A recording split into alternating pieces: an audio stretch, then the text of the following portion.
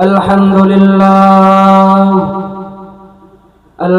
لله الأكرم الذي خلق الإنسان وكرم وعلمه من البيان ما لم يعلم فسبحان الذي لا يحصى امتنانه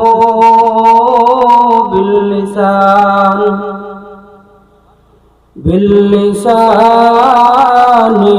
ولا بالقلم ونشهد أن سيدنا وسندنا ونبينا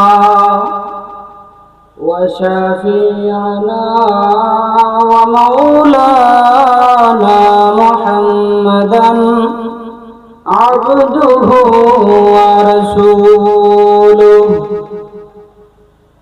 الذي أرسل إلى الناس كافة بشيرا ونذيرا وداعيا إلى الله بإذنه وسراجا منيرا أما بعد فأعوذ بالله من الشيطان الرجيم بسم الله الرحمن الرحيم إنا أعطيناك الكوثر فصل لربك وانحر إن شانئك هو الأبتر بارك الله لنا ولكم في القرآن المجيد ونفعنا وإياكم بالآيات والذكر الحكيم اللهم صل على محمد وعلى آل محمد كما صليت على إبراهيم وعلى آل إبراهيم إنك حميد مجيد اللهم بارك على محمد وعلى آل محمد كما باركت على إبراهيم وعلى آل إبراهيم إنك حميد مجيد بلغ العلا بكماله كشف الدجى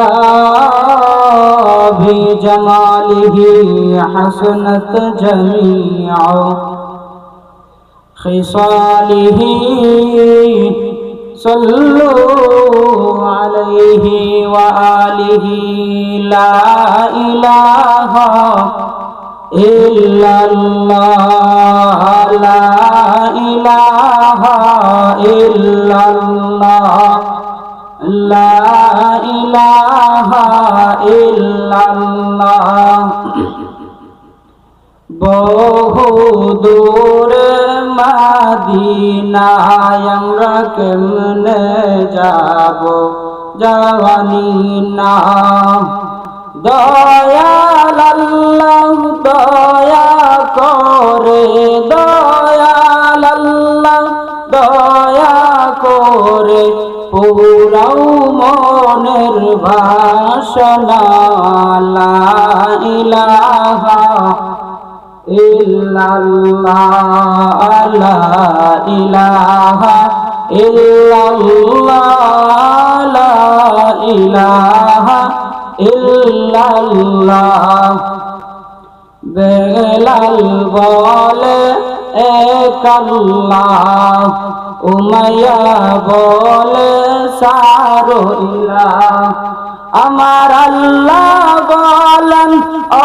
জিবরাইল আল্লাহ বলেন ও জিবরাইল জান্নাতের কুলতলা লা ইলাহা ইল্লাল্লাহ লা ইলাহা ইল্লাল্লাহ লা ইলাহা ইল্লাল্লাহ মুহাম্মাদুর রাসূলুল্লাহ সাল্লাল্লাহু আলাইহি ওয়াসাল্লাম।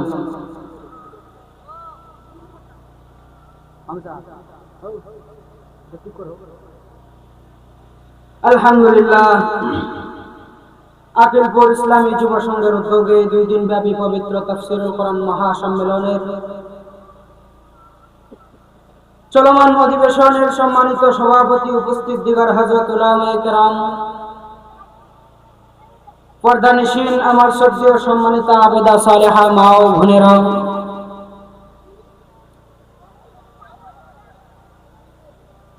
আল্লাহ রাব্বুল আলামিন যদি তৌফিক দেন তাহলে আমরা তেলাওয়াত যে সূরাখানা করলাম এই তেলাওয়াতকৃত সূরাকে সামনে রেখে অতি স্বল্প সময়ে সংক্ষেপে আলোচনা করার চেষ্টা করব। ওয়া মা তাওফীকি ইল্লা বিল্লাহ। আল্লাহ রাব্বুল আলামিনের দরবারে শুকরিয়া আদায় করি যে মহান রাব্বুল আলামিন আমাদেরকে মহব্বত করে ভালোবেসে দুনিয়ার যা ঝামেলা থেকে ফারিগ করে যাচাই করে বাছাই করে পবিত্র মাস পবিত্র সময়ে বরকতি মাহফিলে আসার বসার তৌফিক দান করেছেন। এই জন্য হৃদয়ের গভীর থেকে বলি আলহামদুলিল্লাহ। প্যারা হাজিরিন,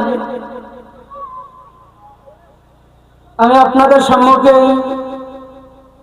কুরআনুল কারীম থেকে ছোট্ট একখানা সূরা পাঠ করলাম। আল্লাহ রাব্বুল আলামিন যদি আমাকে তৌফিক দেন তাহলে উক্ত সূরাকে সামনে রেখে অল্প সময় আলোচনা করার চেষ্টা করছি ইনশাআল্লাহ। আমরা তাফসীর মাহফিল উপলক্ষে একখানা সূরা পড়লাম। তাফসীরের মূল বৈশিষ্ট্য হইল যে আয়াতখানা তেলাওয়াত করলাম, যে বিষয়টাকে সেই বিষয়টাকে সেই আয়াতের সামনে সমন্বয় করে আলোচনা করা। তাফসীর সর্বপ্রথম তাফসীরের 1 নম্বর গুণ হইল যে আয়াত তেলাওয়াত করা হইবে ওই আয়াত আল্লাহ কেন নাযিল করলেন, কোন প্রেক্ষিতে নাযিল করলেন, কোন সূরা আল্লাহ কোন ঘটনার কারণে কোন প্রেক্ষিতে নাযিল করলেন সেইগুলাকে তুলে ধরা। এইদিকে লক্ষ্য করেই আমরা সর্বপ্রথম তাফসীরের হাইসিয়তে সূরা কাউসারের শানে নজুল আমরা জানব। কেন আল্লাহ সূরা কাউসার নাযিল করলেন? অত্যন্ত একটা ছোট্ট সূরা, 3 আয়াত বিশিষ্ট সূরা। সেই আয়াতের ভিতরে আল্লাহ কি বললেন? সর্বপ্রথম আল্লাহ রাব্বুল আলামিন বলেন ইন্না আতাইনাকাল কাউসার। আল্লাহ বলেন নিশ্চয়ই পয়গম্বর আমার আমি আপনাকে কাউসার দান করলাম। পরের অংশে আল্লাহ বলেন ফাসাল্লি লিরাব্বিকা ওয়ানহার। আপনি আপনার রবের নামে নামাজ পড়েন ও কুরবানি করেন। শেষ অংশে আল্লাহ রাব্বুল আলামিন বলেন ইন্না শানিয়াকা হুয়াল আবতার।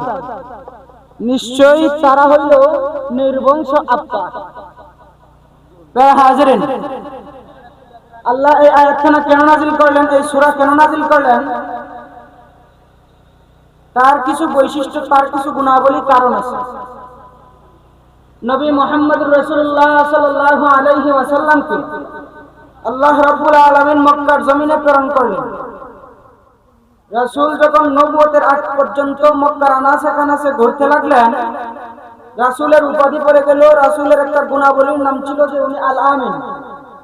যেই মুহূর্তে আল্লাহ রাব্বুল আলামিনের পয়গম্বর আকায়ে নামদার তাজদারে মদিনা সরকার দো আলম নবী মুহাম্মদ রাসূলুল্লাহ সাল্লাল্লাহু আলাইহি ওয়াসাল্লাম 40 বছর বয়সে উপনীত হলেন। আল্লাহ যখন নবুয়তি দিলেন, ওই সময় থেকে মক্কার মানুষেরা রাসূলকে আল আমিন নাম বাদ দিয়ে রাসূলকে গালমন্দ করতে লাগলো। প্যারা হাজরিন, পয়গম্বর আরবি মুহাম্মদ রাসূলুল্লাহ সাল্লাল্লাহু আলাইহি ওয়াসাল্লামকে তারা নির্যাতন নিষ্ঠুরতা চালাইল। এক সময় মক্কাতে যখন বান্নি মেলার আয়োজন করা হইল, রাসূল আকরাম সাল্লাল্লাহু আলাইহি ওয়াসাল্লাম এর আগ পর্যন্ত ইসলামের দাওয়াত দিতে লাগলেন। বান্নি মেলা যখন শুরু হইয়া গেল, ওই সময় মক্কার কাফেররা চিন্তায় পড়ে গেল, সারা বিশ্ব থেকে মানুষ মক্কায় বান্নি মেলার মধ্যে আসে। এই সময় যদি মুহাম্মদের পুত্র আব্দুল্লাহর পুত্র মুহাম্মদ ইসলামের দাওয়াত দিয়া দেয়, তাহলে সারা বিশ্বে ইসলামের দাওয়াত পৌঁছে যাবে। এবার আমরা কি করতে পারি? মুহাম্মদকে তো ইসলামের দাওয়াত থেকে বিরত রাখতে হবে। ওই সময় মক্কার বড় বড় লিডাররা রাসূলের বিরুদ্ধে দারুন নাদওয়া নামক বৈঠকখানার মধ্যে বসে রাসূলকে কিভাবে দ্বীনের দাওয়াত থেকে বিরত রাখা যায়, রাসূলকে কিভাবে মক্কার জমিন থেকে সরানো যায়, চিন্তাধারার মধ্যে যখন মিটিংয়ে বসলো, ওই সময় কেউ কেউ বলে রাসূলকে দেশ থেকে বিতাড়িত করে দাও, আরো কেউ কেউ বলে রাসূলকে একবার তোমরা সমূলে ধ্বংস করে দাও, রাসূলকে মেরে ফেলো। প্রিয় হাজিরিন, রাসূল আকরাম সাল্লাল্লাহু আলাইহি ওয়াসাল্লাম বড় চিন্তিত, কি করা যায়। রাসূল আকরাম সাল্লাল্লাহু আলাইহি ওয়াসাল্লামকে আল্লাহ রাব্বুল আলামিন বলেন, পয়গম্বর আপনি চিন্তার কারণ নাই, আপনার মনে মনে একটা আশা ছিল, আপনি বান্নি মেলার মধ্যে সারা বিশ্বের মানুষ এক জায়গায় একত্রিত হয়, আপনি এখানের মধ্যে ইসলামের দাওয়াত সুন্দর করে দিতে পারবেন। তারা যেহেতু আপনার পিছনে লাগছে, পয়গম্বর চিন্তার কারণ নাই, তাদের বাধা দেওয়াটাই আমি আল্লাহ ইসলাম প্রচারের মাধ্যম বানাই। মুসলমান ইমানদার হয়ে ওমর, মক্কার বড় বড় লিডাররা পয়গম্বর আরবি সাল্লাল্লাহু আলাইহি ওয়াসাল্লামের কালেমার দাওয়াত থেকে বিরত রাখার জন্য যখন বৈঠকে বসলো, তারা উপনীত হইল এই সিদ্ধান্তে, মক্কার বিভিন্ন রাস্তার মোড়ে মোড়ে আমরা মানুষ বসায়া দেব। সারা বিশ্বের মানুষ যখন আসবে মুহাম্মাদের কাছে যাওয়ার জন্য, আমাদের সন্তানগুলা তাদেরকে বলবে, আরে বিশ্বের মানুষ তোমরা শোনো, আমাদের মক্কার জমিনে একটা পাগল আছে, যেই পাগলের কাছে যদি তোমরা যাও তোমাদের সব নষ্ট হইয়া যাইবে। ওই সময় যখন মানুষগুলা রাসূলের দরবারে যাওয়ার জন্য যাইতে লাগে, ওই সময় মক্কার বখাটে ছেলেগুলা রাসূলের বিরুদ্ধে বদনাম শুরু করে দেয়, আরে মানুষ সকল তোমরা শোনো, তোমরা এই মুহাম্মদের কাছে যদি যাও তোমাদের সবগুলা ধ্বংস হইয়া যাইবে। ওই সময় মানুষগুলা চিন্তা করলো, সবাই যখন এই ব্যক্তির বিরোধিতা করতেছে, আমরা সবাই যাইয়া দেখি ব্যক্তিটা কিসের পাগল। ওই সময় মক্কার যতগুলা মানুষ আসছিল, তারা একবার মনে মনে ভাবলো, কি এমন পাগল, ওই পাগলের বিরোধিতা সমস্ত মক্কার বাসীরা করতেছে, কারণ কি? ওই সময় মানুষগুলা বলে, হায় হায়, ওইখানে তো একা গেলে হয় না, যদি বড় পাগলে হইয়া যায়, আমাদের উপরে যদি আক্রমণ বসায়, এবার আমরা দলে দলে ওই মুহাম্মদ পাগলকে দেখতে যাইব।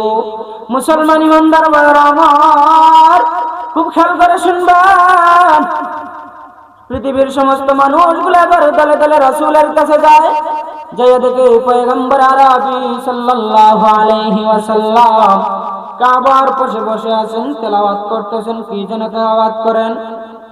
ওই সময় মানুষগুলো রাসূলের মুখের ভাষা শোনার পরে বলে, হায় হায়, মক্কার মানুষগুলা এই মানুষের কাছে আসা থেকে বিরত রাখতে চায়, সে এমন মধুর বাণী তেলাওয়াত করে, সে এমন মধুর কালামুল্লাহ তেলাওয়াত করে, যেই ভাষা শোনার উপরে তো সেই ব্যক্তিকে পাগল বলা যায় না। ও মুসলমান, ওই সময় মক্কার মানুষগুলা, মক্কায় যে সারা বিশ্ব থেকে মানুষ আসছিল, ওই সময় রাসূলের হাতে হাতে হাত রাইখা জলে দলে মানুষগুলা কালেমার দাওয়াতে ইসলাম গ্রহণ করলো। হাজিরিন, মক্কার মানুষগুলা রাসূলকে বিরত রাখতে চাইল কালেমার দাওয়াত থেকে, আর আল্লাহ তাদের এই বাধাটাই ইসলামের দাওয়াত পৌঁছায়া দিলেন। হাজিরিন, আল্লাহ রাব্বুল আলামিন যা চান তা সারা বিশ্বের মানুষ একত্রিত হইয়াও তা ঠেকাইতে পারে না। আর আল্লাহ যা চান না, সমস্ত মানুষ একত্রিত হইয়াও সেই বিষয় কার্যক্রম করতে পারে না। যারা হাজিরিন, আমরা সূরা কাউসার কেন নাযিল করলেন, শান নজুল বুঝতে চাই। মক্কার মানুষেরা রাসূল আকরাম সাল্লাল্লাহু আলাইহি ওয়াসাল্লাম, আমরা সবাই জানি রাসূলের সন্তানও হয়েছিল, মেয়ে সন্তান এবং ছেলে সন্তান সবাই হয়েছিল। কিন্তু মক্কার কাফেররা রাসূলকে আটকুরা বলে গালি দিত। তারা বলতো, মুহাম্মদ, তোমার তো কোনো ছেলে সন্তান নাই, তুমি তো আটকুরা, তুমি অবশ্যই মারা গেলে তোমার ধর্ম আর কে চর্চা করবে। তারা হাজিরিন, রাসূলকে মক্কার মানুষ কাফেররা যখন গালি দিত, রাসূলের কলিজায় গিয়ে লাগতো না। কারণ তাদের আত্মার বলাটাই তো সহি হয় নাই। কারণ ওই ব্যক্তিকে আটকুরা বলা হয় যেই ব্যক্তির ছেলেও নাই, যেই ব্যক্তির মেয়েও নাই। কিন্তু রাসূলের মেয়ে সন্তান তো জীবিত ছিল, কিন্তু আল্লাহ রাব্বুল আলামিন রাসূলকে ছেলে সন্তানও দিয়েছিলেন। জন্মের পরেই তাদেরকে মৃত্যুবরণ করিয়েছেন। কারণ আমরা সবাই জানি একটা নিজাম আছে, দুনিয়াতেও দেখা যায় নেতার ছেলে নেতা হয়, কিন্তু পরবর্তী যুগে রাসূল আকরাম সাল্লাল্লাহু আলাইহি ওয়াসাল্লামের আগে যত পয়গম্বর ছিলেন, সব পয়গম্বরের ছেলে সন্তানগুলোকে আল্লাহ রাব্বুল আলামিন নবুয়তি দান করেছিলেন। মা কানা মুহাম্মাদুন আবা আহাদিন মির রিজালিকুম ওয়ালাকিন রাসূলুল্লাহ ওয়া খাতামান নাবিয়্যিন। আল্লাহ রাব্বুল আলামিন আয়াতে কারিমার মধ্যে বলেন, পয়গম্বর মুহাম্মদ মুস্তাফা সাল্লাল্লাহু আলাইহি ওয়াসাল্লাম কোন পুরুষের পিতা নন। যারা হাজিরিন, এবার বলতে পারেন, হুজুর রাসূলের তো ছেলে সন্তান হয়েছিল, তারা কি পুরুষ না? আমরা সাধারণত পুরুষ বলে থাকি যৌবনের পর থেকে বৃদ্ধ মরার আগ পর্যন্ত মানুষগুলোকে আমরা পুরুষ বলে থাকি। কোনো মাসুম বাচ্চা, কোনো শিশু সন্তানকে কেউ পুরুষ বলে না। যেমন দেখবেন, একটা উদাহরণ দেই, কোনো দাদা যদি তার নাতিকে বলে, নাতি পানি নিয়ে আসো, পানি নিয়ে আসলো নাতি, ওই সময় এক গ্লাসের বদলে যখন এক জগ পানি নিয়ে আসে, ওই সময় দাদা নাতির পিঠে একটা হালকা থাপ্পড় দিয়া কয়, ভবিষ্যতে একটা বেটাই হইবে। প্যারা হাজির, এই যে দাদা বললো বেটা হইবে, এই ছোট্ট সন্তানকে বললো বেটা হইবে, বোঝা গেল পরবর্তীতে সে বেটা হইবে। যখনই বালেগ হইবে ওই সময় বেটা হইবে। এখন ওই ব্যক্তি বেটা না। এই জন্য রাসূলের যত সন্তান ছিল সবাই ছোটবেলায় মারা গেছেন। আল্লাহ নিয়ে গেছেন রাসূলের ইজ্জত রক্ষার জন্য। এই জন্য রাসূলকে আল্লাহ রাব্বুল আলামিন বলছেন, মা কানা মুহাম্মাদুন আবা আহাদিন মির রিজালিকুম ওয়ালাকিন রাসূলুল্লাহি ওয়া খাতামান নাবিয়্যিন। যারা হাজিরিন, সূরা কাউসারের শানে নজুল, রাসূলকে যখন মক্কার মানুষগুলা বলল, মুসলমান ইমানদার হয়ে আমার, মক্কার মানুষগুলা যখন বলা বলে শুরু করে দিল, ওরে মক্কার মানুষেরা তোমরা শুনো, মুহাম্মদ জীবিত থাকা অবস্থায় যা ইসলামের দাওয়াত দিতে পারে দিয়ে দেও, কারণ তার তো কোনো ছেলে সন্তান নাই। ওই ব্যক্তি যখন মুহাম্মদ যখন দুনিয়া থেকে বিদায় নিয়ে চলে যাবে, তার ইসলাম চর্চা করার কোনো লোক থাকবে না, তার ইসলামের দাওয়াত দেওয়ার মতো কোনো লোক থাকবে না। ও মুসলমান, ওই কথা শোনার পরে রাসূলের অন্তরে আঘাত লাগলো। ওগো আল্লাহ, আমি নাকি দুনিয়া থেকে চলে যাওয়ার পরে আমার ইসলামকে কেউ আর আটকে ধরবে না, আমার ইসলাম কেউ আর চর্চা করবে না, আপনার ইসলামের দাওয়াত আর কেউ দিবে না। আল্লাহ রাব্বুল আলামিন বলেন, নবী মুহাম্মদ, আপনার চিন্তার কোনো কারণ নাই। ও পয়গম্বর, আপনাকে মক্কার মানুষগুলা অনেক কথাবার্তা বলে, পয়গম্বর গো, আমি আপনাকে জানাই দিলাম, ইন্না আ'তাইনাকাল কাউসার ফাসাল্লি লিরাব্বিকা ওয়ানহার ইন্না শানিআকা হুয়াল আবতার। রাসূলকে যখন মক্কার মানুষগুলা কষ্ট দেওয়ার জন্য এই সমস্ত কথা বলতে লাগলো, ওই সময় আল্লাহ রাব্বুল আলামিন রাসূলকে সান্ত্বনা দেওয়ার জন্য সূরা কাউসার নাযিল করে রাসূলকে জানায় দেন, পয়গম্বর, ইন্না আ'তাইনাকাল কাউসার, ও পয়গম্বর, নিশ্চয়ই আমি আল্লাহ আপনাকে কাউসার নাযিল করলাম। হাজিরিন, আল্লাহ রাসূলকে কাউসারের সুসংবাদ দিয়া রাসূলকে সান্ত্বনা দিলেন। এখন যদি তাফসীর মাহফিল, আমরা এখানে একটু তাফসীর করে নিই, কাউসার কি? ফের হাজরিন, আল্লাহ রাব্বুল আলামিন পয়গম্বরকে কাউসার দিলেন। এটা কোন কাউসার? তাফসীরের কিতাবের মধ্যে দুইটা ব্যাখ্যা লেখা হয়। এক নম্বর হইল আল্লাহ রাব্বুল আলামিন রাসূলকে হাউজে কাউসার দান করছেন, আর একটা হইল আল্লাহ রাব্বুল আলামিন রাসূলকে অধিক উম্মত দান করলেন।